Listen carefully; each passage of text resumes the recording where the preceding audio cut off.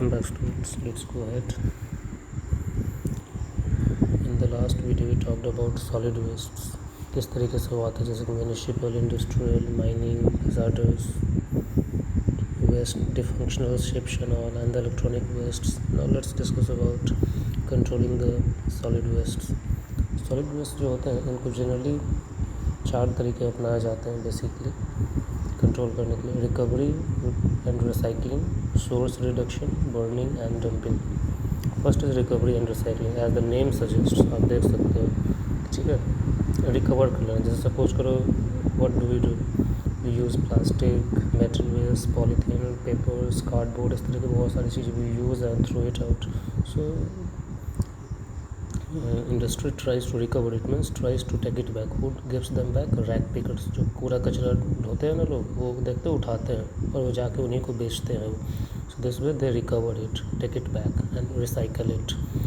और उसको रिसाइकिल करके फिर नया प्लास्टिक, नया पेपर, ठीक है, पॉलीथीन को भी मेल्ट करते हैं, करके फिर नई चीज़ें बनाते हैं. अगर ज़रूरत हुआ तो छोटे मोटे कैरी बैग बना लेंगे, पॉली बैग्स बना लेंगे.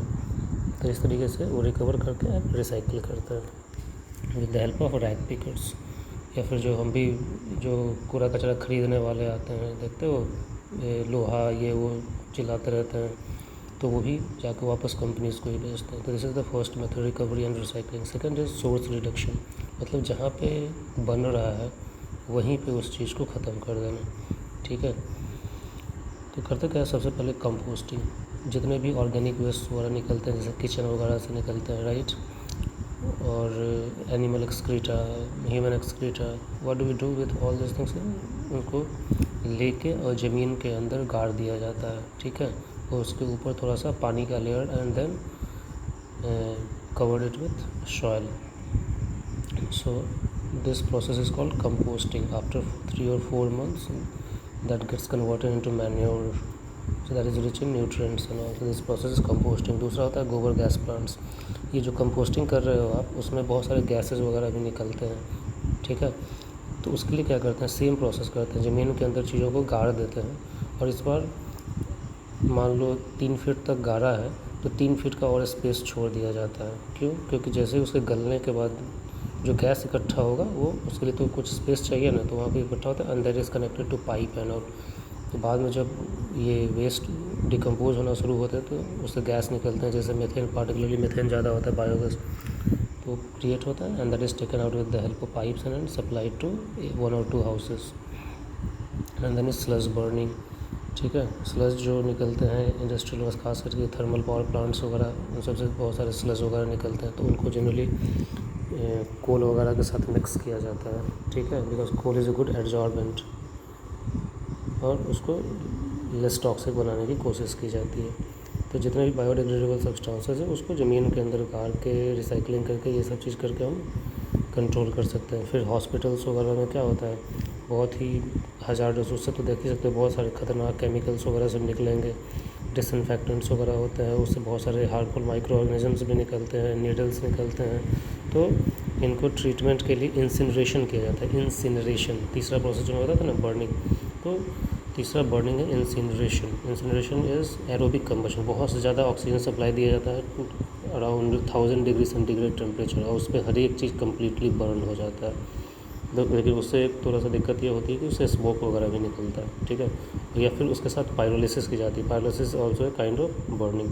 उसमें भी ऑक्सीजन को थोड़ा और ज़्यादा टेम्परेचर, मतलब 1500-1600 डिग्री सेंटीग्रेड तक लेके जाया जाता है, ताकि जो स्मोक वगैरह जनरेट है वो भी ख़त्म हो जाए. तो देयर आर 2 मेथड.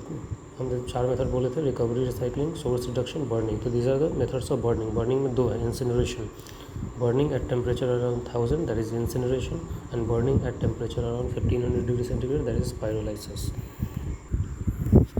ठीक है. तो this was the burning method.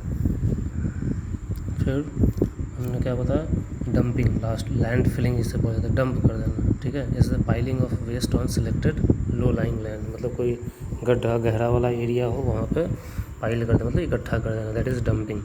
एक तो होता है ओपन डैम्पिंग, मतलब ओपन लैंडफिल, ऐसे ही सिंपली खुले जगह पे ये वेस्ट को फेंक देना, और बाद में म्यूनसिपैलिटी वाले they will come and they will pick it, और धीरे धीरे जो उसमें बायोडिग्रेडेबल होगा that gets destroyed by micro organism. दूसरा होता है सैनिटरी डैम्पिंग, जिसको सैनिटरी लैंडफिल बोलते हैं। इसका मतलब है जो वेस्ट होता है उसको पल्वराइज़ किया जाता है। पल्वराइज मतलब उसको एकदम छोटे छोटे टुकड़े में ब्रेक कर दिया जाता है, देन कॉम्पैक्ट कर दिया जाता है and then covered with soil, that is called sanitary dumping. तो उससे क्या हो जाएगा, जो भी हार्मफुल वगैरह होगा इन्वायरमेंट में रिलीज़ नहीं होगा।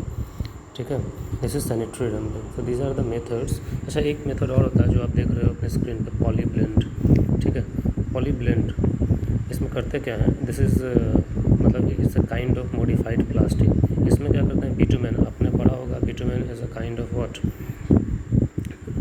जो रोड्स कंस्ट्रक्शन वगैरह में कोल यूज़ किया जाता है, बिटुमिनस कोल।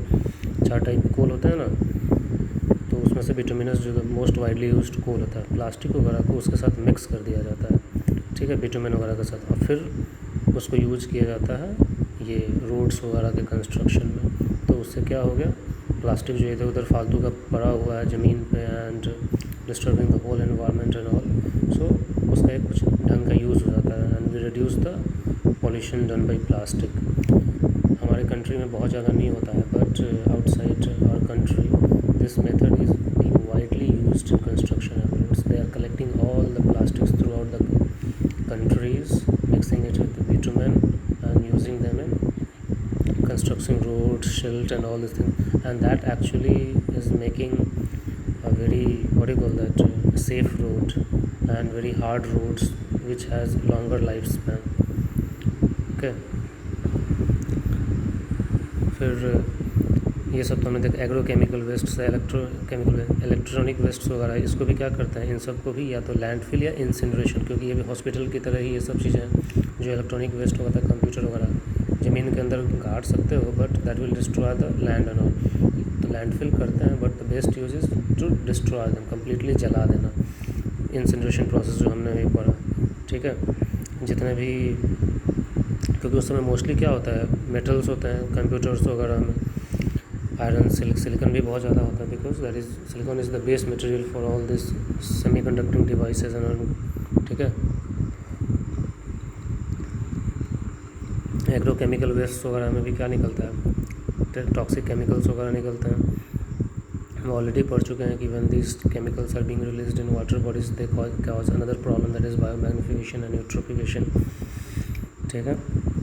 सो ये सर एक आप देख रहे हो ऑर्गेनिक फार्मिंग, इसमें क्या कर सकते हैं ऑर्गेनिक फार्मिंग में, इसको आप जो भी ये याद है पहला मेथड हमने पढ़ा था composting and all. So what is, you are dumping all the organic waste which can be destroyed by microorganisms inside the land, leaving it for 2 to 3 months, and that is getting converted into manure and then you can use that manure for plantation and all these things. So this is called organic farming, means farming with the help of natural fertilizers called manures, not with chemical fertilizers जो दुकान पे मिलता है, उसको use नहीं करना। And this process is completely safe, economical, कम पैसे पे हो जाता है, and sustainable, means you are not destroying anything, also creating a safe environment for the coming generation and all। Radio active waste, आपने कई बार सुना होगा रेडियो एक्टिव वेस्ट वगैरह के बारे में। कभी कभी न्यूक्लियर प्लांट्स वगैरह में क्या हो जाता है, डिस्ट्रॉय हो जाता है। बहुत साल पहले ये जापान में देयर वाज अर्थक्वेक, जिसके कारण सुनामी आया, और सुनामी आने के बाद जो समंदर के किनारे देयर वर न्यूक्लियर प्लांट्स, उसमें बहुत सारा ब्लास्ट वगैरह हुआ। जितने भी न्यूक्लियर मटेरियल होते हैं, जो खास करके यूरेनियम, पोलोनियम और वो सब इन्वायरमेंट में रिलीज़ हो गया, and that created big time problem for Japanese people, जिसके कारण बहुत सारी बीमारियाँ हुई हैं, ऑल दिस थिंग्स, ठीक है। तो न्यूक्लियर वेस्ट वगैरह जो होते हैं, इनके भी सेफ़ स्टोरेज बहुत ही इम्पॉर्टेंट है। इन सब को जनरली जो पहाड़ वगैरह होता है उन सब के अंदर गड्ढा करके और उसके अंदर दबाया जाता है, ठीक है, न्यूक्लियर रेडियो एक्टिव वेस्ट वगैरह को। अब रेडियो एक्टिव वेस्ट में क्या होता है, जैसे ये जो मैंने बताया यूरेनियम, पोलोनियम, और ये सब बहुत ही हार्मफुल केमिकल्स रिलीज़ करते हैं, जैसे कि alpha particle, beta particle, gamma particle, और कुछ आपको सरप्राइज्ड हो गए, जो आप टोबैको, पान वगैरह खाते हो ना, उसमें भी थोड़ा बहुत पोलोनियम होता है which is radio active, will be surprise to know all this things. लेकिन जितने भी ये रेडियो एक्टिव वेस्ट होते हैं, not necessarily everything is very hazardous, सबका अलग अलग लेवल होता है। तो जो रेडियो एक्टिव वेस्ट होते हैं वो 3 तरह के रेडिएशन रिलीज़ करते हैं, लो level radiation, intermediate and high level low level radiation जो होता है, लो लेवल रेडिएशन के लिए जितने भी रेडियो, जैसे देखो जो छोटे मोटे लेबोरेटरी एक्टिविटीज़ होते हैं, जैसे हम लोग जेनेटिक्स में पढ़ेंगे, उसमें रेडियो एक्टिव ये सब्सटेंसेस जैसे कि डीएनए के लिए नाइट्रोजन का 14 and 15 फॉर्म यूज़ किया, सल्फ़र का भी यूज़ किया जाता है, फॉस्फोरस का यूज़ किया जाता है। फिर छोटे मोटे म्यूटेशंस, छोटे मोटे रेडिएशंस के कारण, जैसे बोलते हैं ना मोबाइल टावर के कारण रेडिएशंस निकलता है, तो that is also a low level radiation. ठीक है, फिर हम लोग ये करने जाते हैं एक्सरे वगैरह, सीटी स्कैन, एमआरआई, तो that is also low level radiation. तो लो लेवल रेडिएशन पहले टाइप होते हैं जो कि बहुत ज़्यादा खतरनाक नहीं होता है। When expose to low level radiation for longer period, बहुत लंबे समय के लिए आप ले रहे हो लगातार लो लेवल, तब जाके वो खतरनाक होता है। ठीक है, दूसरा is intermediate level radiation. Intermediate level radiation कहाँ मिलता है? ये मोस्टली निकलता है अराउंड मेटलर्जी। जितने भी ओर्स मिनरल्स होते हैं सब में थोड़ा ना थोड़ा बहुत रेडियो एक्टिव सब्सटेंस होता ही होता है, जिसमें ड्यूरिंग रिफाइनिंग प्रोसेस, मतलब metallurgy process, concentration of ores, purification होता है, उसको सेपरेट कर लिया जाता है। That is why we do the metallurgy and all, और निकाल के फिर उसको डंप कर दिया जाता है around rock region and all. तीसरा होता है हाई लेवल रेडिएशन। ये सब वही यूरेनियम, पोलोनियम जो बहुत ज़्यादा न्यूक्लियर रिएक्टर्स में यूज़ होते हैं, and if there is some what you call accidental leakage और problem due to some earthquake and tsunami, अगर न्यूक्लियर रिएक्टर में ब्लास्ट हो गया तो क्या हो जाएगा, जितने भी उसके अंदर मटेरियल्स वगैरह सब रिलीज़ होता है। एंड यूरेनियम एनीवेज भी know this is very high level of radio active radiation. तो पूरे आसपास का जो भी लैंड होगा, वाटर होगा, सब में फैल जाएगा। It will destroy all the living organism, जिसके कारण कैंसर वगैरह ये सब, अलग अदर जेनेटिक डिजीज़ वगैरह ये सब बहुत ज़्यादा होती है। So these are the problems with radio active wastes. ये जो ग्रीन हाउस है इसको हम बाद में डिस्कस करेंगे लास्ट में, ठीक है। थोड़ा सा मैं आपको पहले डिस्कस करूँगा नॉइज़ पोल्यूशन। पढ़ना है या नहीं noise pollution? Let me check, I can't see it, दिख नहीं रहा यार, हद है। बस still let me tell you something about noise pollution. देखो नॉइज़ पोल्यूशन क्या है, अगेन नॉइज़ पोल्यूशन का is loud disturbing sound into the atmosphere without caring for the adverse effect.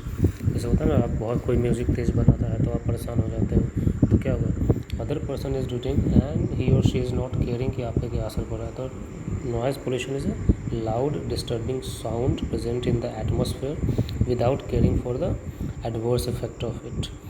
ठीक है, जनरली माना जाता है जैसे साउंड होता है, साउंड को जो मेजर किया जाता है, ये आपने क्लास 9 में पढ़ा होगा, unit of sound is decibel, DECIBEL, जिसको डिनोट किया जाता है स्मॉल d कैपिटल B से। ग्राहम बेल ने बनाया था इस यूनिट को। इससे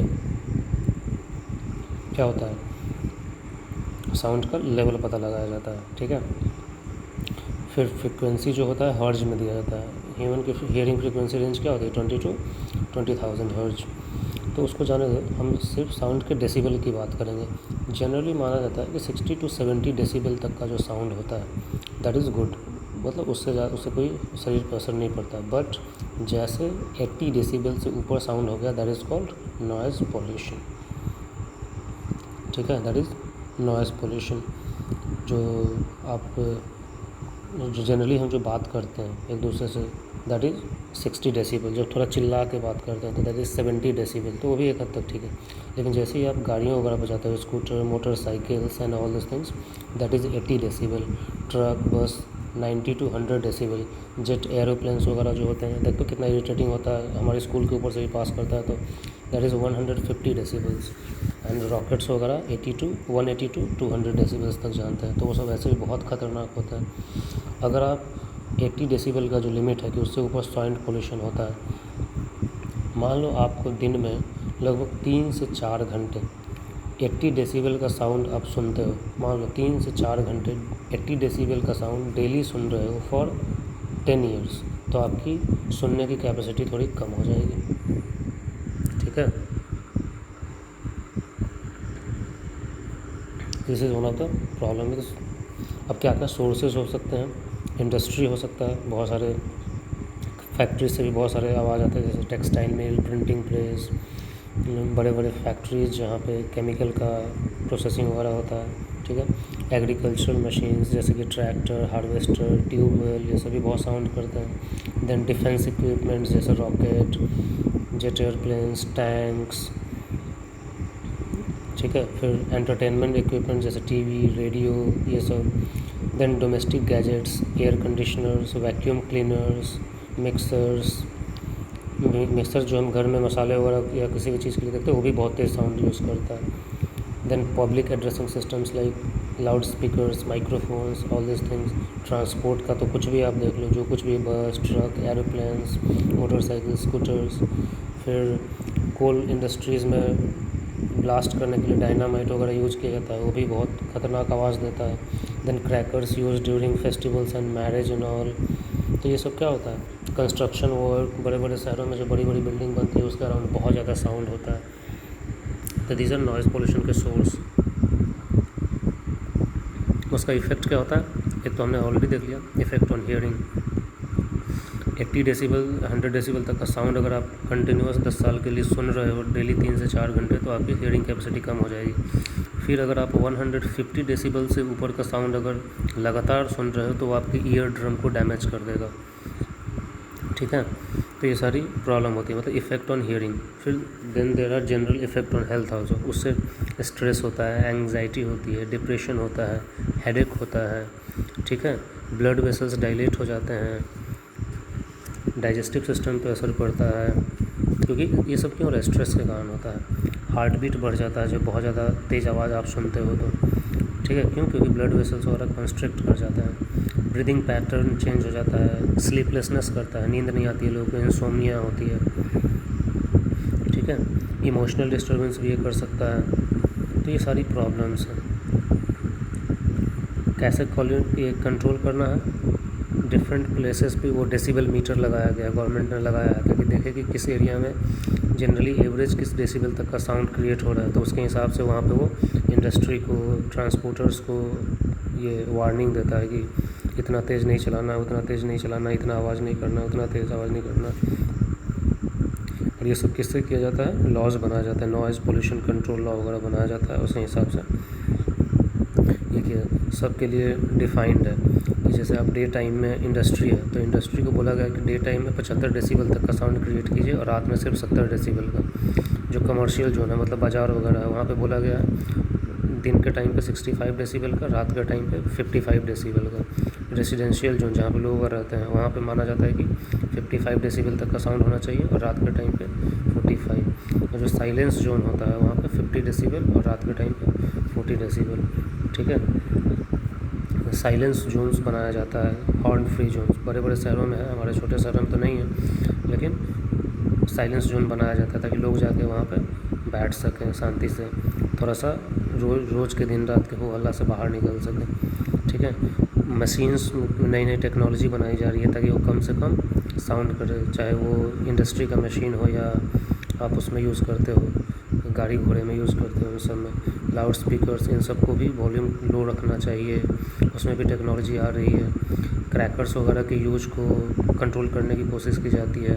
देखो बहुत सारे वार्निंग्स आते हैं कि दीपावली के टाइम पे ये टाइम पे क्रैकर्स मत छोड़िए, ये वो पोल्यूशन हो रहा है। तो ये सारी चीज़ें की जा रही हैं। देन एक तरीका होता है सबसे इम्पॉर्टेंट, देख लो, ग्रीन मफलर या ग्रीन बेल्ट वेजिटेशन। नाम ही है ग्रीन मफलर। मफलर की रोड के अराउंड या जहाँ पे रेजिडेंशियल एरिया है वहाँ पे भी रोड के किनारे किनारे प्लांटिंग कर दो, क्योंकि प्लांट्स हम जानते हैं they are good absorber of sounds.